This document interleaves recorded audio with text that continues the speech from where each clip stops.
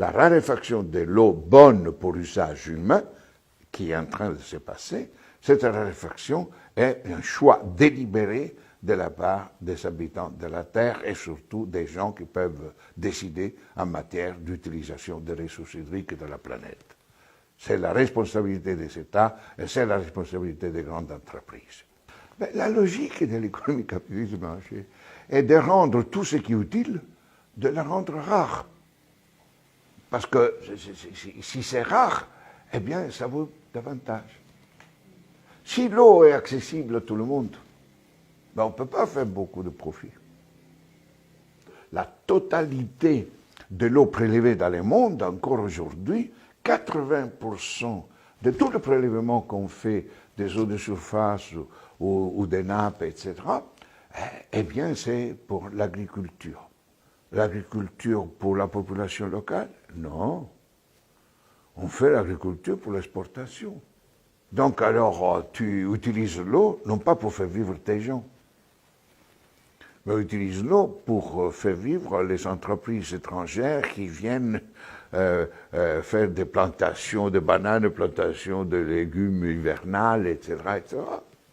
Et donc, tu fais un usage de l'eau, non pas pour l'utilisation pour la vie, pour ceux qui ont des besoins vitaux de cette eau, mais pour des raisons économiques et donc de rentabilité économique. C'est pour cela qu'encore aujourd'hui, on continue à faire ce qu'on appelle l'accaparement des terres. Donc nous, les Européens, les Américains, à travers nos banques, on achète les terres africaines. La Chine achète les terres africaines. Et on détourne l'utilisation de ces terres des activités agricoles pour la population locale.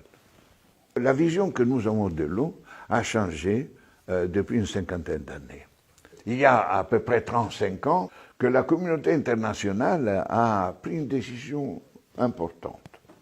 A dit, dans le cadre du premier sommet mondial de la Terre, a dit une chose que les groupes dominants avaient imposée des années auparavant. C'est-à-dire qu'ils ont dit l'eau n'est pas essentiellement un bien social pour la vie. L'eau doit être considérée essentiellement un bien économique, c'est-à-dire une ressource soumise aux lois de l'économie dominante, c'est-à-dire l'économie de marché. L'eau est un bien économique, c'est-à-dire qu'on peut vendre et acheter. L'eau est une marchandise. Ah, on se dit ça. Pour la première fois dans l'histoire de l'humanité, c'est les dirigeants, les dominants responsables, ont affirmé que l'eau est une marchandise. Et que donc, une marchandise est soumise aux règles de l'économie de marché. Et donc, ils ont dit, la valeur de l'eau ne dépend pas par rapport à la vie. L'eau est considérée désormais comme un bien appropriable, utilisable à but lucratif. Tu veux l'eau, je te la donne, mais tu m'en payes. Donc, c'est pour cela que petit à petit, à partir de ces principes, alors que l'eau, jadis, était considérée comme un bien commun, quoi, un bien commun naturel, accessible à tout le monde, on ne pouvait pas nier l'accès à l'eau, la première chose qu'on fait en Afrique quand on va dans une famille, on te donne un verre d'eau, etc. Donc, c'est que... Non, rien du tout. Maintenant, on considère l'eau qui est une marchandise sur les marchés, dans les marchés. Et ce principe-là est à l'origine de la guerre. Et donc, l'eau est devenue une ressource comme le pétrole. On a l'or noir, le pétrole. Hein. L'eau est devenue l'or bleu du XXIe siècle.